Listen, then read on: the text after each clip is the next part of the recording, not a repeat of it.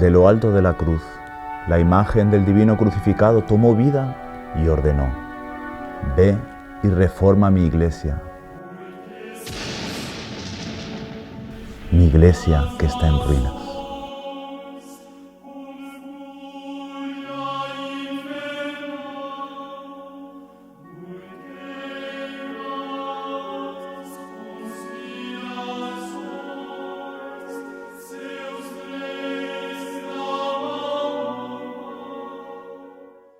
Para tan grandiosa tarea, surgió un hombre enviado por Dios cuyo nombre era Juan.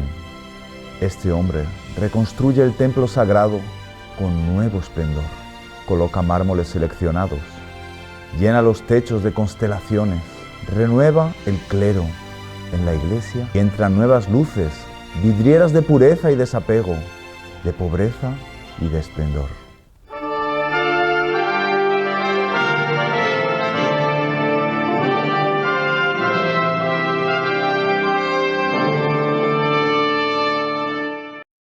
Queridos seguidores de Heraldos sin Secretos, en un vídeo anterior les mostramos lo que tenemos en común los heraldos con los benedictinos. Porque Monsenhor João soube conservar, sob o carisma dos heraldos do Evangelho, várias das tradições milenares da Igreja. E dentro dessas tradições estão os ensinamentos de São Bento Abade. Hoy vamos a presentar las semejanzas entre los heraldos del Evangelio y la orden franciscana. ¿Qué es lo primero que se piensa al ver un franciscano? La pobreza. No es para menos. Juan Bernardoni, más tarde llamado Francisco y después conocido universalmente como San Francisco de Asís, fundó la orden franciscana en 1215. Nada más convertirse, no tan solo abandonó las riquezas, sino que fue abandonado por su propia familia y despojado de todos los bienes de esta tierra, incluso los indispensables como el vestuario y el alimento. Además, algo increíble, él siempre agradecía a quien le negaba una limosna. Y no satisfecho con todo esto, Francisco realizó un matrimonio místico con aquella que llamaba la Dama Pobreza, prometiendo serle fiel hasta que cerrara sus ojos por última vez. Con todos estos datos sobre San Francisco de Asís, imaginemos a una persona que, desavisadamente, entrara en una genuina iglesia franciscana.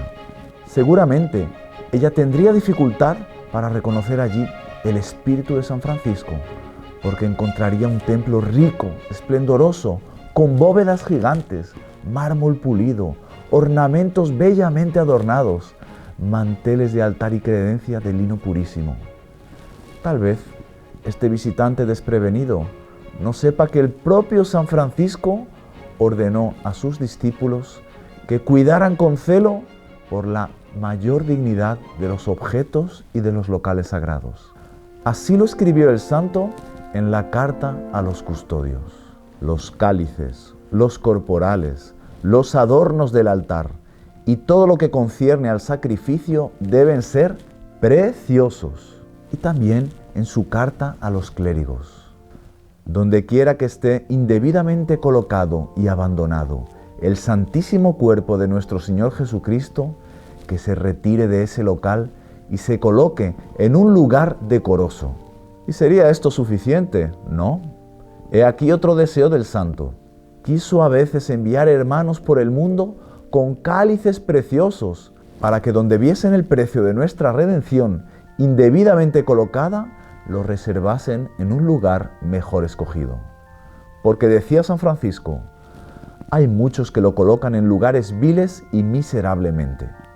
Aún así, quizá el visitante continuara objetando contra la riqueza del recinto, y esto porque todavía ignora el fondo del espíritu del poverelo de Asís, que podría resumirse en esta frase: nada para sí, todo para Dios. Pero mucho cuidado, no podemos confundir pobreza con miserabilismo. La verdadera pobreza y el miserabilismo son cosas muy diferentes, mejor dicho, son completamente antagónicas. Una desea dar todo a Dios y la otra darle lo peor o tan solo lo que sobra, más o menos como el sacrificio de Caín.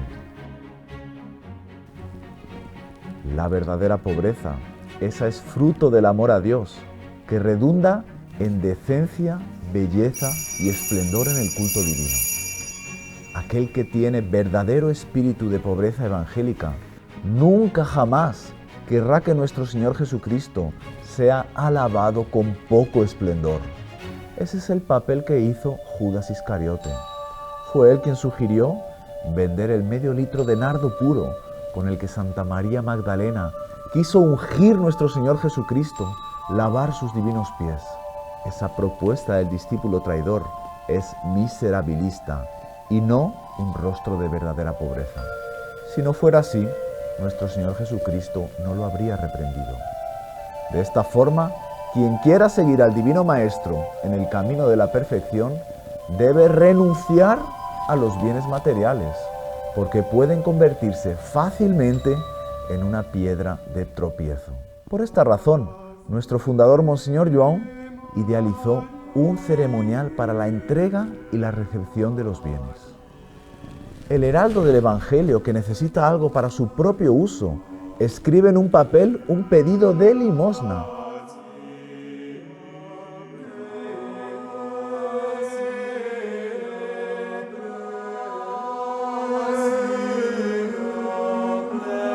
Y lo coloca en un baúl hecho para recibir estos pedidos.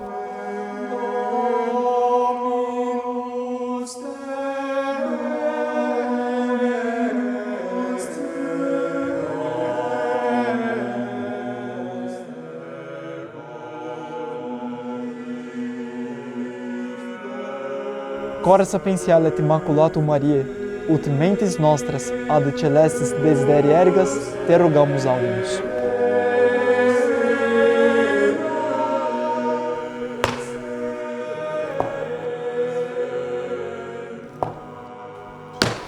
Y en determinados días de la semana se realiza una ceremonia de entrega de esas limosnas. Eremitas, tomar posição. Eremitas, atenção!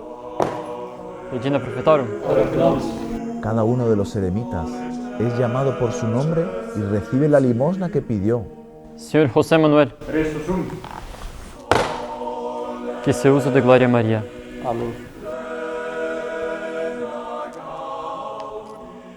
El verdadero desprendimiento de los bienes terrenales tiene por resultado darlo todo a Dios. Y este todo también significa querer esplendor, decoro e incluso limpieza en todos los ambientes. Pues como decía doña Lucilia, la limpieza es el lujo de los pobres. Si queremos seguir las huellas de Cristo pobre, debemos agradecer a San Francisco por ser el modelo de esta pobreza verdadera y de este desprendimiento que se traduce en riqueza para Dios.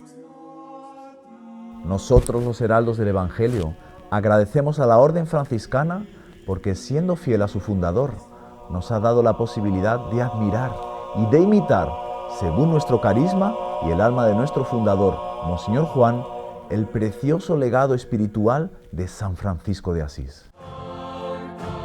¿Por qué los heraldos del Evangelio tienen numerosos coros y orquestas en los países donde nos encontramos? ¿Por qué hacemos con frecuencia presentaciones musicales? ¿Por qué para nosotros es prioritario cantar en las misas y en las ceremonias aunque no haya público externo?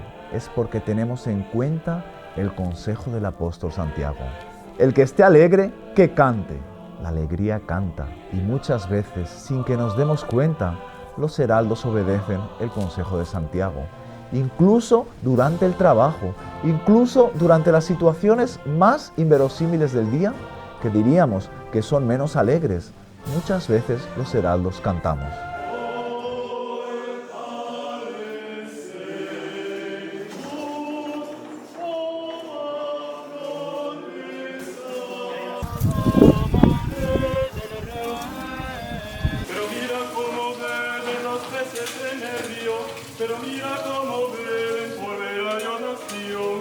Incluso de esto San Francisco y sus hijos espirituales nos dan un buen ejemplo. Las biografías de ese fundador estupendo que fue San Francisco nos cuentan que cuando él caminaba por los bosques, por los senderos de los Alpes, pasaba mucho tiempo cantando alabanzas al Creador, sin preocuparse si estaba solo o si había alguien a su alrededor.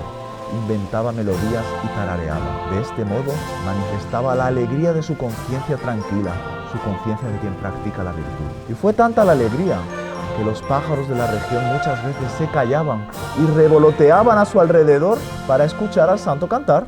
He aquí más un reflejo de Dios que la orden franciscana y los heraldos del Evangelio y todos los que siguen a nuestro Señor Jesucristo manifiestan en común. La alegría. ¿Y de dónde procede esta alegría? De los placeres, de las comodidades, de una vida fácil y sin preocupaciones. No hace falta decir que no. La alegría que nace de esas cosas del mundo es tan efímera como una burbuja de jabón. La verdadera alegría es diferente, es estable, es duradera, es serena, es una anticipación de la felicidad eterna que proviene sobre todo de la tranquilidad de conciencia, de la pureza de corazón y de cuerpo. Así decía San Francisco de Asís, la verdadera alegría nace de la pureza del corazón y solo de las almas castas brotan los manantiales de perenne alegría. Es este tipo de alegría que se puede ver en los rostros de los jóvenes y de los que no somos tan jóvenes, que llevan este hábito. ¿Y cómo no la cambiaríamos por nada de este mundo? Incluso en los momentos de tristeza, en los momentos de sufrimiento, en los momentos de dificultad, se mantiene esta alegría, porque para el verdadero cristiano, el dolor y la prueba son la mejor garantía de los bienes de la patria futura. Por eso decía San Francisco, que cuando padecemos diversas pruebas es cuando más nos conviene alegrarnos. Y así como San Francisco enseñó a sus hijos la verdadera alegría, nosotros también, los heraldos, la hemos aprendido de nuestro padre y fundador, Monseñor Juan.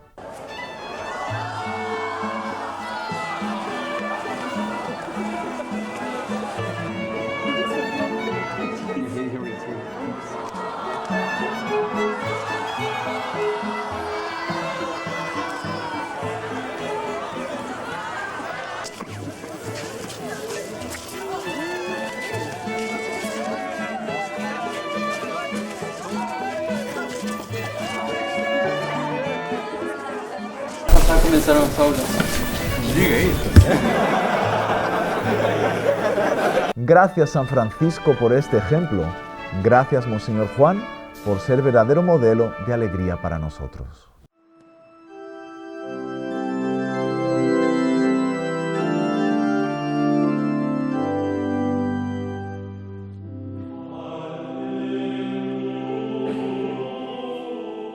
En el libro del Apocalipsis, San Juan nos hace una expresiva descripción de la Iglesia. Ella, que se eleva como una ciudad hecha de un oro tan puro que parece cristal. Está rodeada por una muralla de jaspe y sus 12 cimientos que la sustentan son de diferentes piedras preciosas. De calcedonia, de zafiro, de sardónica. Las puertas son todas ellas hechas de una sola perla. Esta obra de arte del divino artista estuvo a punto de arruinarse. En el siglo XIII, el Papa estaba muy preocupado por la situación aflictiva en la que veía la nave de Pedro. Y una noche, el pontífice se acostó y adormeció en un sueño agitado por causa de esas preocupaciones y tuvo una terrible pesadilla. Vio que la Santa Iglesia, simbolizada por la Basílica Romana de San Juan de Letrán, que es la catedral del Papa, de repente comenzaba a destruirse por completo. Pero en el auge de esa aflicción, se dio cuenta que Dios enviaba a 2 religiosos, los cuales, ellos solos, retenían las paredes de la iglesia para impedir que se derrumbaran. Y como la iglesia es inmortal y Dios todopoderoso, bastaron 2 hombres para sustentar el templo en aquella época. Inocencio III, el Papa del sueño, pudo respirar aliviado y perplejo a la vez. Los 2 santos que había visto en ese sueño aún estaban vivos. Sus nombres eran Domingo de Guzmán y Francisco de Asís. Este es un aspecto importantísimo, yo diría que esencial, para comprender la obra de San Francisco, el haber sido el sustentáculo para la Iglesia en su tiempo. Aún más, haber sido la vida de la Iglesia en el momento en que la civilización cristiana amenazaba morirse para siempre. El mundo comenzaba a dejarse llevar por lujos y ambiciones exageradas, por la impureza, por el embebecimiento desmedido por la naturaleza, olvidándose del Creador que hizo la naturaleza. Los estados católicos se declaraban guerra mutuamente y los enemigos de Dios no eran detenidos en sus ofensivas contra la cruz de Cristo. Los santos cada vez más serían puestos de lado, incomprendidos e incluso perseguidos. Fue en esta coyuntura que San Francisco, con su pobreza y con su castidad, socorrió a la Santa Madre Iglesia, congregando alrededor de sí a varones y a damas que junto a él representaban a la esposa mística de Cristo para los desorientados, que en aquella época infelizmente eran muchos. Comprendemos de esta manera por qué nuestro Señor Jesucristo crucificado miró a San Francisco diciéndole: «Ve y reforma mi iglesia que está en ruinas». A nosotros nos cabe el acto de admiración y agradecimiento a San Francisco, así como a los franciscanos fieles que siguieron el carisma del fundador, cumpliendo la orden del crucificado: salvar a la iglesia. Claro que no salvamos a la iglesia, es la iglesia que nos salva, pero a nosotros nos compete imitarlos, porque vemos que la iglesia se encuentra amenazada de diversos modos. En la época de San Francisco era el deseo desenfrenado de riquezas que la amenazaba, pero él combatió esa tendencia con su austera pobreza. Hoy es un poco diferente, por no decir que el problema es justamente el opuesto, como explicó ya Monseñor John. Las generaciones en el siglo XXI no se importan tanto con el lujo decoroso y fastuoso del pasado, sino que les gusta un mundo materialista y pragmático, que se engríe de tener por bello aquello que existe de más vil y banal. Y para combatir esa tendencia desordenada es necesario, yo diría que es imprescindible, aumentar el esplendor y la belleza que engalana a la esposa mística de Cristo. ¿Para qué? Para que los hombres de esta manera, al contemplar con admiración la pulcritud del templo sagrado, se vuelvan al autor de la belleza. Intentando asemejarse a él, revistan sus almas de virtudes, transpareciendo Dios en ellas aún más que en cualquier vitrina. Muchas gracias, San Francisco, muchas gracias, Monseñor John, muchas gracias a todos aquellos que en los días de hoy desean amar a Dios con todo su corazón y desean, entre comillas, salvar a la Iglesia. Para todos, una bendición. La bendición de Dios Todopoderoso, Padre, Hijo y Espíritu Santo, descienda sobre ustedes. Amén. ¡Salve María! Si le ha gustado este programa, deje su like, suscríbase al canal, active la campanita para las notificaciones, comente y no se olvide de compartirlo con sus amigos. ¡Salve María!